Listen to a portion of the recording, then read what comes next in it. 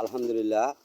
এই যে দেখুন, এরা সব আমাদের গ্রামেরই মানুষ, কোনো গভর্নমেন্টের আশা করে না। এরা গ্রামের মানুষ, এরা নিজেরাই এত সুন্দরভাবে এই রাস্তা পরিষ্কার করছে। আমাদের এই চলন বিলের ভিতরে রাস্তার এত খারাপ অবস্থা, যা কইছে একদম উঠে পড়েছে রাস্তার উপরে, যার কারণে এরা নিজেরাই, এই গ্রামের মানুষ এরা নিজেরাই এই রাস্তা পরিষ্কার করতেছে। এই যে দেখুন, এই যে রাস্তার এমুরা সব মুড়াই এরা কাজ করতেছে।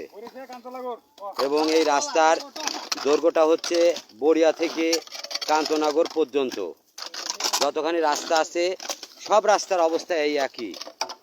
আর আমাদের অধিনায়ক হচ্ছে যে এই বড় ভাই, আর এই যে আরেকটা বড় ভাই, এই যে মিলন ভাই, এদের উদ্যোক্তায় এই রাস্তাগুলো পরিষ্কার হচ্ছে। এই যে দেখুন, এরা কত পরিশ্রম করছে।